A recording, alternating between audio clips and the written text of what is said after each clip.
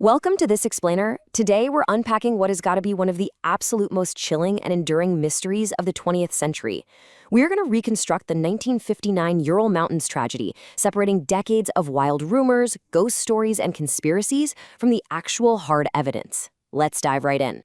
Picture this, because this is the bizarre reality that investigators were faced with. 9 highly experienced hikers went into the freezing Ural Mountains, and absolutely none of them survived. But the grisly, really baffling part, their tent was slashed open from the inside. They didn't just quietly pass away in their sleep, they desperately, frantically fled into the freezing night. Now, what's really interesting about this slide is how the authorities actually handled this terrifying discovery. The 1959 Soviet investigators closed the case with an incredibly cold, vague official conclusion. They just called it, quote, a compelling natural force.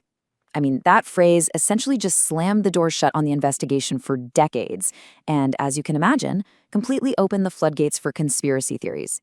Section 1. The Mountain of Death. So when the search party finally arrived on the eastern slope of Kholat Shakal on February 26th, the clues at the scene were just entirely paradoxical. First, they found the tent half torn down and cut from the inside, yet all the group's cold weather belongings, and crucially, their shoes, were left behind. Outside, there were 9 sets of footprints leading away, made by people in socks or literally completely barefoot, despite temperatures plunging to minus 40 degrees Celsius. That is unimaginably cold. And nearly a mile down the slope near a cedar pine tree and a creek, the bodies were finally found. Section 2. The doomed expedition. To really understand how they ended up in that horrific state, we have to trace their final days.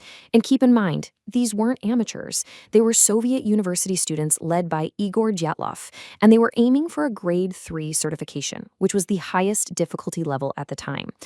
So looking at the timeline, on January 25th, they took a train to the town of Ivdel. On January 28th, a critical event happens. Hiker Yuri Yudin actually turns back due to severe joint pain. By February 1st, the remaining 9 set up their tent on an open, highly exposed slope. And then, just silence, until that tent was discovered nearly a month later. Yuri Yudin's departure was massively significant, because it's literally the only reason we have a surviving voice from this expedition. He provided this vital piece of context. He said, they deliberately decided not to take the collective sleeping bag. It was very heavy. So instead, they were sleeping in standard quilted jackets and felt boots, just insulating the tent floor with their skis.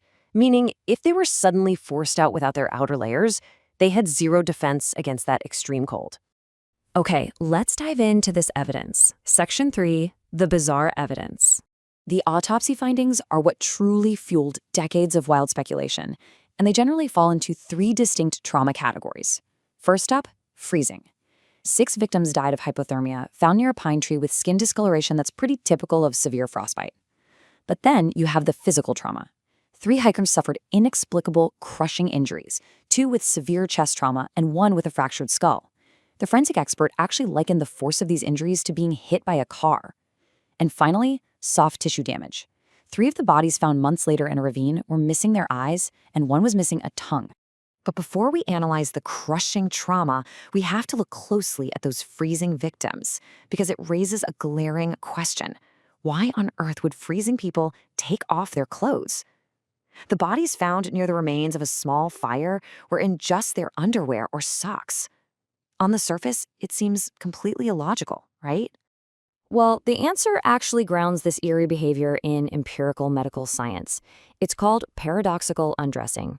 Basically, during the final fatal stages of hypothermia, the body's blood vessels dilate in this last-ditch effort to survive, sending a massive rush of warm blood to the skin.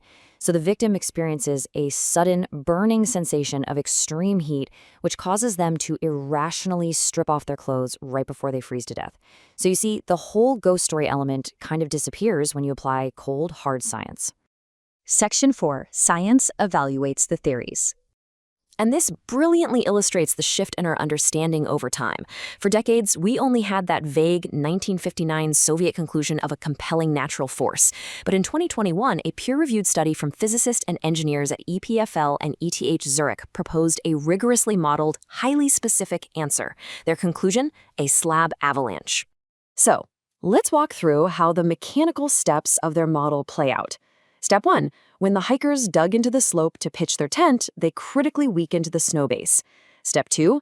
Sometime during that freezing night, a solid, heavy slab of snow slides down. Step 3. That heavy block of snow crashes onto the tent, instantly crushing chests and fracturing skulls, explaining those car crash-like injuries. The survivors panic, they cut the tent open from the inside and pull their injured friends out. And finally, step 4, believing a massive avalanche is actively coming, they flee downward. Fleeing into the extreme cold caused the fatal hypothermia, and those who wandered into the pitch-dark ravine fell to their deaths, where running water later caused all that soft tissue damage. And we can totally connect this theory to documented reality. Extreme weather anomalies and sudden natural violence in the mountains have absolutely caused similar mass fatalities before. Just look at the 1978 Anarisi mountain disaster in Sweden, or the really tragic Whyntology incident. The mountains can simply produce sudden, catastrophic conditions out of nowhere. Section 5. The lingering unknowns. Now, while the avalanche theory is highly compelling, and it makes a lot of sense, a few anomalous details stubbornly resist the model. For instance, traces of beta radiation were found on the clothing of two of the hikers. Now, pragmatically speaking, prosecutors noted that both men frequently visited the East Ural radioactive trail for weekend trips, making cross-contamination by far the most likely explanation.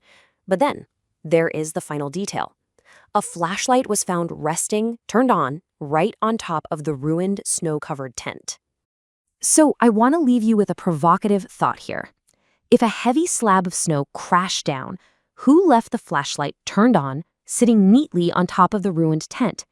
And if you are an experienced hiker fleeing an avalanche, why do you run directly down the path of the slide rather than parallel to it? Science can certainly explain the crushing trauma and the freezing, but the human choices made in the pitch black of that freezing night, that remains a mystery, waiting for you to investigate further.